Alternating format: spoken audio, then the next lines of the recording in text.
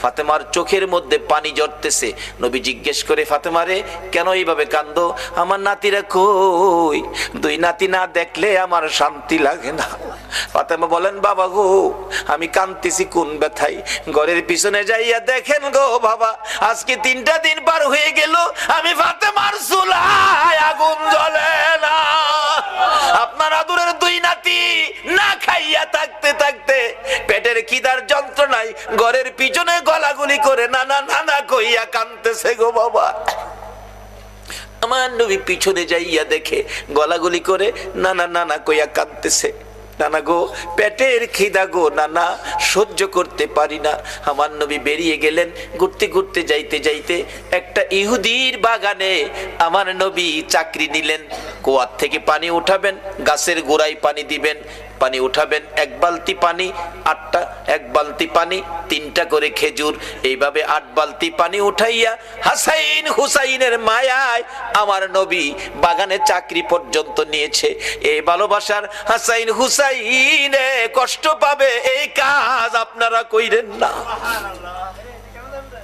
আমার নবী 8 বালতি পানি উঠাইয়া 9 বালতি পানি বোরাইয়া টান দিলে রশি ছিঁড়ে বালতি কুয়ার ভিতরে পড়ে গেছে। ইহুদি দৌড়াই আসছে, পানি উঠাও পানি উঠাও। রশি ছিঁড়ে বালতি পড়ে গেছে, কি দিয়ে উঠাবো? ছিঁড়ে গেছে। হ্যাঁ না, তুমি ছিঁড়ে ফেলছো? আমার নবীরে কয়, নবী বলে ছিঁড়ে ফেলছে। আমার নবী বলেন, ইহুদি রে, আমি ছিঁড়ি নাই, ছিঁড়ে পড়ে গেছে। এই পর্যায়ে 1 কথা 2 কথা রাগ হইয়া নিষ্ঠুর ইহুদি, যেই নবীর চেহারায় জীবনে কোনদিন মশা মাছি বসে না, আমার নবীর গাল মুবারকে ইহুদি থাপ্পড় লাগাইয়া দিছে। আমার নবী একটা চিৎকার মারছে, ইহুদি রে, পেটের খিদা রে, আমার নাতিরা 3 দিন পর্যন্ত খায় না, আমি রাসূল খাই নাই রে। 3 দিন না খাইয়া গালের গোশত শুকাইয়া গেছে রে ইহুদি, আমার গালে থাপ্পড় দিছস, বল তোর হাতে ব্যথা পাইছস নি? ইহুদি বলেন, কার গায়ে হাত তুললাম গো? আমি মারলাম, আমার জিগায় ব্যথা পাইছিনি। আমার নবী ডাকে, এরে ইহুদি, আমার 8 বালতি পানির বিনিময় 24টা খেজুর দিবি? হ দেব, দে। আমার হাসাইন আর হুসাইন কান্দে পেটের খিদায়।